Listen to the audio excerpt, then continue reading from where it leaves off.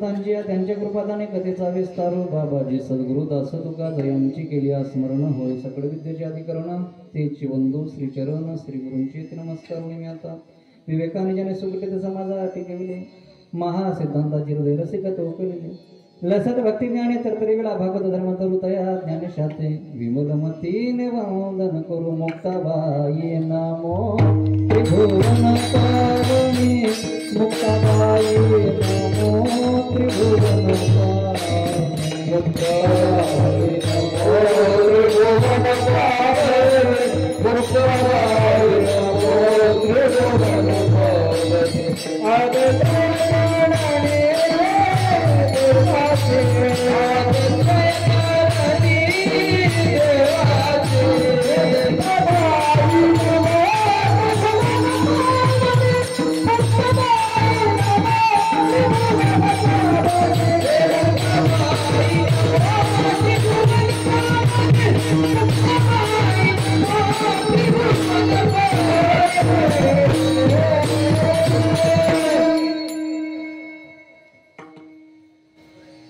कृपाळू सज्जन तुम्ही संत जन हेची कृपादान तुमचे मज आठवण तुम्ही द्यावी पांडुरंगा किंवा माझी सांगा काकुलती प्रस्तुत प्राप्त प्रसंगी प्राप्त स्थळी कीर्तन रूपी सेवेकरता घेतलेला अभंग जगद्विख्यात संत महाराष्ट्रभूषण देऊचे सुप्रसिद्ध साधू वैराग्याचे मूर्तिमंत पोलीस श्रीमंत श्री जगद्गुरु तुकाराम महाराजांचा बहुतेकांच्या पाठाचा परिचयाचा असा अभंग आहे, सगळ्यांच्या पाठाचा अभंग आहे। या अभंगातून जगद्गुरु तुकाराम महाराज विश्वमाऊली ज्ञानोबरांकडे पांडुरंग परमात्म्याच्या भेटी करता आपल्या जीवनातला वशिला या अभंगातून तुकाराम महाराज ज्ञानोबरांकडे लावतायत। विठ्ठला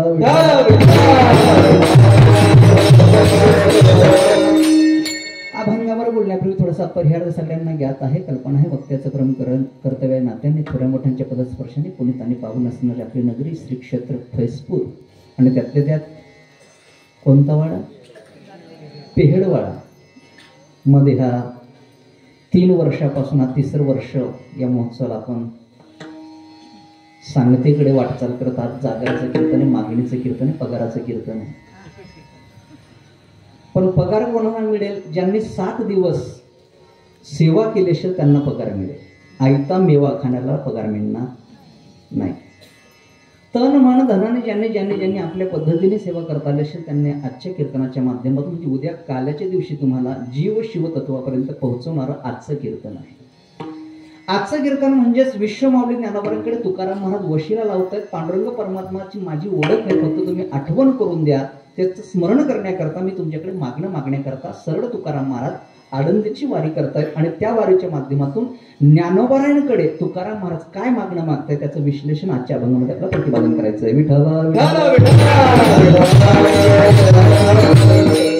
आजच्या कीर्तन मला प्रार्थने विशेष उपस्थिती भाऊंची उपस्थिती आहे। खरं म्हणजे शेठी देऊला गेलेत, आळंदी देऊ दुपारी त्यांचं बोलणं झालं।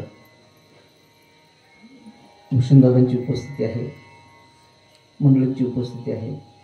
विशेष करून आमचे महाराज काडे महाराज अकोटचे महाराज म्हणजे आमच्याच विदर्भ मंडळी या ठिकाणी उपस्थित आहे। सुंदर प्रकारचं आयोजन नियोजन आहे, तरुण मंडळीने सुंदर प्रकारचं आयोजन नियोजन केलेलं आहे। भक्ती मातांची उपस्थिती प्रार्थनीय आहे। वारकरी संप्रदायाचा जो हा आपला परिसर एक सुंदर प्रकारचं आयोजन नियोजन माध्यमातून जागराचं कीर्तन माझ्या वाटेलं आहे। मानवी जीवनाचा जर विचार केला तर मानवी जीवनामध्ये 3 प्रकारची लोक आहेत। तुकाराम महाराजांची परिभाषा जर पाहिली प्रकाराचे 3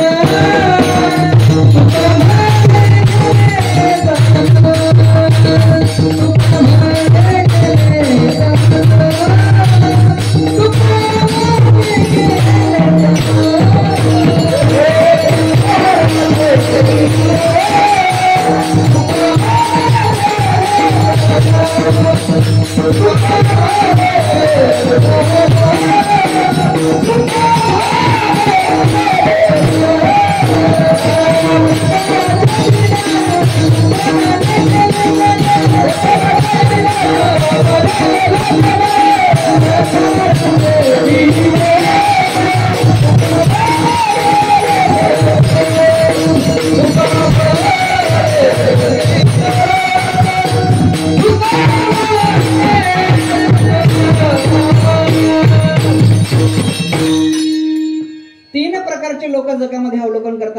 लोकांना आपल्या दिसतात शास्त्र धर्मशास्त्र असं सांगतायत.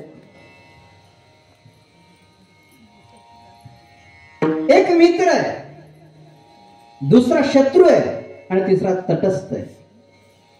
मित्र तुमच्या जीवनामध्ये फक्त तुमचे गुण पाहण्याचं काम करतोय, शत्रू तुमच्या जीवनामध्ये फक्त तुमचे दुर्गुण शोधण्याचं काम करतोय.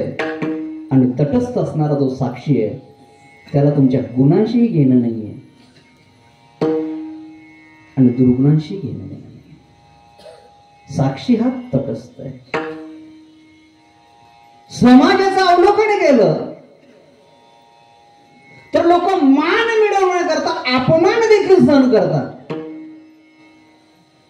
काही दरोडा टाकून लुटतात आणि काही गोड बोलून लुटतात.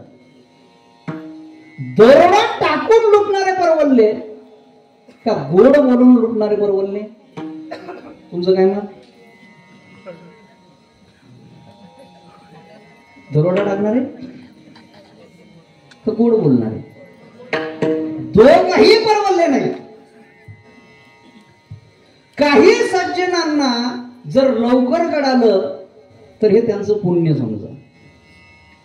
जोपर्यंत कळत नाही, बर्बाद झाल्यानंतर बहुतेकांच्या लक्षात येतं की आपल्याला गोड बोलून हा लुटून घेऊन गेला. सामाजिक दृष्टिकोनातून अवलोकन केलं, परमार्थ एवढा सरळ आणि सोपा नाही. सध्या माझी आता नुकतीच शिवपुराण कथा झाली. एक लोटा और सब समस्या का. पण तुमची श्रद्धा नसेल, विश्वास नसेल, तुम्ही एक टाकी जरी पाणी टाकलं ना तरी उपयोग होणार नाही. मला अतिशय आनंद वाटतो की सकाळी 5 वाजता तुम्ही महादेवाला पाणी टाकता, आनंदाची गोष्ट आहे. पण मालकाला सांगता तेवढं जरा बिछेत उचलून घे. आपल्या जीवनामध्ये परमार्थ करायचा असेल तर लोकांनी दाखव परमार्थ करू नका आणि दिखव परमार्थ करू नका. परमार्थ हा शुद्ध असला पाहिजे. शुद्ध ज्याचा भाव झाला दुरी नाही देव त्याला. आपल्या जीवनामध्ये आपण सावध होत नाही. अंतिम समयाला माणसाने 2 गोष्टी कधी विसरू नये. एक आपलं स्वतःचा मृत्यू कधी विसरू नये आणि म्हातारपण कधी विसरू नये. या 2 गोष्टी ज्या दिवशी तुम्ही विसरणार नाहीत. आमचे गुरुवर्य नत्तूसिंग बाबा म्हणायचे, माणसाच्या जीवनामध्ये मंदिराचं दर्शन नाही झालं तरी चालेल, पण स्मशानभूमीचं दर्शन नित्याने घेत जा. जो मनुष्य स्मशानभूमीचं दर्शन घेतो ना, तो मनुष्य दुसऱ्या जीवनामध्ये कधी अन्य आणि पाप करू शकत नाही. विठ्ठला विठ्ठला.